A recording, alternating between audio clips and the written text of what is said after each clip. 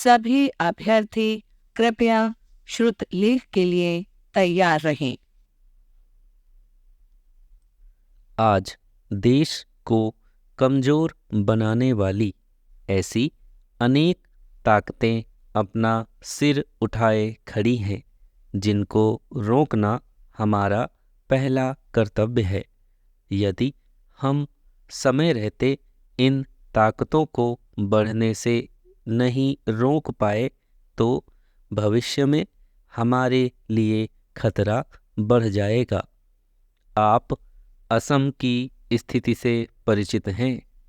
धर्म के आधार पर, क्षेत्र के आधार पर अथवा भाषा के आधार पर लोगों का बंटना किसी भी राष्ट्र की राजनीति की सबसे बड़ी कमजोरी है।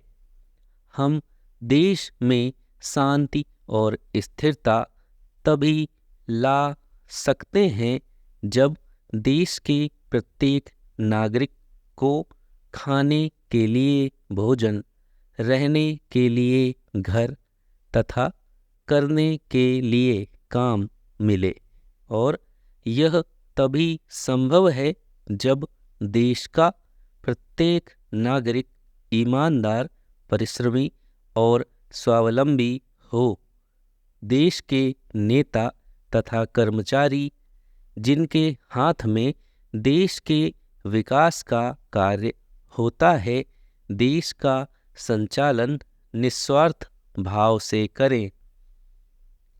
किसी भी देश का विकास तभी हो सकता है जब देश में राजनीतिक स्थिरता हो, देश में एक स्पष्ट राष्ट्र नीति हो, देश के सभी नेता नैतिक मूल्यों को संरक्षण दें और अपनाएं।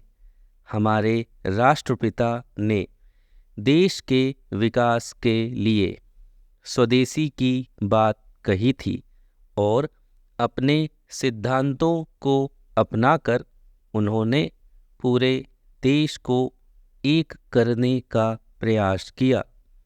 किसी हद तक वह अपने इस कार्य में सफल भी रहे, जिसके परिणाम स्वरूप इस देश को स्वतंत्रता मिली। आज हमारा देश स्वतंत्र है और हम स्वयं अपना शासन चला रहे हैं। अपने देश के विकास के लिए हम स्वयं अपनी पंचवर्षीय योजना बनाते हैं। सब कुछ हम स्वयं कर रहे हैं। अपने प्रतिनिधि स्वयं चुनते हैं, फिर भी हम संतुष्ट नहीं हैं।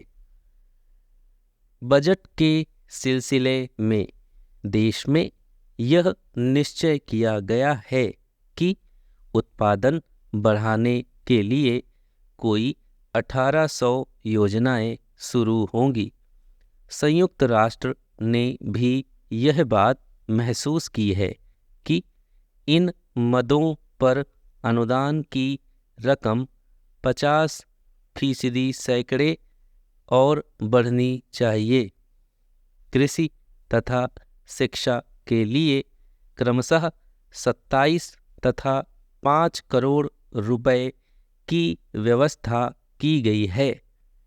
रक्षा संबंधी योजनाओं के लिए 15 करोड़ 18 लाख रुपए और नदी घाटी परियोजनाओं के लिए भी 7500 अरब रुपए की व्यवस्था की गई है। ऐसा अनुमान है कि अन्य योजनाओं पर भी कटौती की गई है। इन योजनाओं के पूरा होने पर ऐसा विश्वास है कि देश की आय सवा साल में कम से कम 8% अवश्य बढ़ जाएगी और कृषि की आय में 2.5% की वृद्धि होने की आशा है। यह भी आशा की जाती है कि 1.5 वर्ष में वह 9.5% और 2.5 वर्ष के बाद 15.16% से ज़्यादा बढ़ जाएगी। स्टॉप। हिंदी शॉर्ट हैंड की बेहतरीन तैयारी के लिए चैनल को सब्सक्राइब ज़रूर करें।